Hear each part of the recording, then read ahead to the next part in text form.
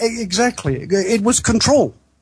This was why the late Roman Empire, in 381, 382, issued a series of decrees saying that Christianity was now the official religion of the Roman Empire. This was a last attempt of military Rome to maintain its control of Western Europe. They thought that an alliance with the new religion would be a wonderful idea, provided that the official version of Christianity had to be nothing else except that which was sanctioned by the Bishop of Rome, and none other. No other version was acceptable. Now, that was the fatal mistake that was made, and this had the effect of Romanizing. A new empire emerged from the old empire, so the Holy Roman Empire was inevitable. And with this Holy Roman Empire came the same hypocrisy and blindness that we see in European history. Romanism, the Roman Catholic Church, has many good Christian people inside it, of course, but I'm speaking of the system. Right. The system, the theology, the intolerance, the institutionalized marriage of church and state, which can't be justified, I don't think, by anyone. But the institution of the Catholic Church and its grip upon the society, upon Europe, is if that is Christianity, that is churchianity, perhaps. Yeah, exactly. Churchianity. It's a good way of looking at it. Sure. But it's within that context that musicians lived and often worked all of their lives for the chapel or for the borough or for the town in which they were born, and they very rarely moved outside of those locations. And yeah, that's... It's another point here that I want to discuss a little bit here at the ending of the last few minutes that we have here in the first hour, Robert, and that is in regards to a little bit more on the Enlightenment that I'd like to ask you about. If we look at some of the work, for instance, of people like Graham Hancock and Robert Bauval in their book Talisman, they show a little bit of the, how the relationship, or they detail the relationship rather between the Enlightenment that took place, the movement in France that began there. Yes. Some of these thinkers and the connection to ancient Egypt, actually, a lot of these ideas that came back again into Paris. Oh, yes. And I know that you talk about people like Voltaire and Rousseau, who in many cases are philosophically behind these ideas as well, in terms of the revolution that happened in France and so forth. But is there anything you can mention about Voltaire and Rousseau and their role in all of this as well? Well, apart from the fact that they lived a double existence, they were funded by many people don't know this. Voltaire and Rousseau were both funded by the East India Company. Yes, there are documents in the British Library to that effect. But more than this, Cagliostro, whom we've mentioned before, Cagliostro was the single individual who spearheaded the Egyptianizing of Freemasonry in the 1780s. 1780s, that was.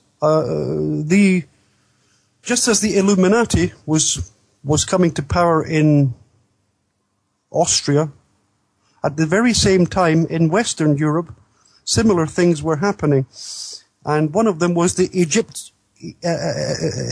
to introduce a new brand of Freemasonry, and it was this Egyptology of the late 18th century, which was the function or the role of Cagliostro to introduce across Europe.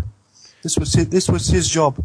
So you don't, because in many circles we hear that Freemasonry has connections to Egypt at the roots of it, that it might even actually have come out of Egypt. But in any regard, if it was lost for a period of time or not, because again, many Masonic scholars don't even know the true origins of Freemasonry. This is one of the mysteries, obviously, out there. But I guess what you're saying is that potentially that was what they think was lost was being brought back, meaning the ideas about Egypt, the importance of Egypt, and the mystery school connection, so to speak, to Egypt. Is that right? Yeah, that's exactly. I don't. Have you heard of Athanasius Kircher? No, I have not. Oh, okay. Athanasius Kircher was. You'd have to go back to the 1600s. Athanasius Kircher was a Jesuit with close association with Venice, and Athanasius Kircher was the first to write about Egyptian occultism, and Athanasius Kircher. Kircher, that's right. I think about Kircher. It in another way. Kircher, I say. Yeah. Okay, that's right. I know, the German Jesuit scholar. Exactly. Okay, go ahead. That's correct. Right. Okay, now this Kircher's writings on Egyptian occultism were completed by and circulated by Cagliostro in the late 18th century. It's very important, this. So this was the new brand of Freemasonry, the Egyptianizing of occultism, of Freemasonry. And that was Cagliostro's function. Also Casanova. Casanova did many things, but amongst others, he was spreading occultism also. But his public life was simply to be a playboy. But his real life was far more than that. He was in contact with the leading heads of state across Europe to instruct them about what was happening within occultism. And that was his function. All right, Robert, very, very interesting. We've just begun to scrape the surface, as it were, here, and we will definitely continue more here in our second hour. But I do want to just mention your website again, of course, so people know where to go to find out more information and a heads up on the upcoming book as well, as it were. The title, The Manufacture of Mozart, that's still in the works, as it were? Yes, the Manufacture of Mozart, yes. Excellent. And, of course, the website for all those who want to check out that again is musicalrevisionism.info. Head on over there and indeed take a look, and much more is going to be coming up in terms of this. But I also want to ask you, Robert, if you just could tell us a little bit about the two music pieces that we're going to, play in the breaks here as well. We have Onslow and Cartelleri. I don't know if I pronounced that correctly at all, but maybe you can mention something about the composers and the pieces that we have we're going to listen to. Yes. George, the reason I selected these two pieces, the first of these is Cartelleri. Cartelleri, for about 1 year, was a huge celebrity in Vienna. He came to Vienna at the same time as Beethoven, and they both appeared in their very first concert together. They were on the same bill. Cartelleri produced some extraordinary music at that concert.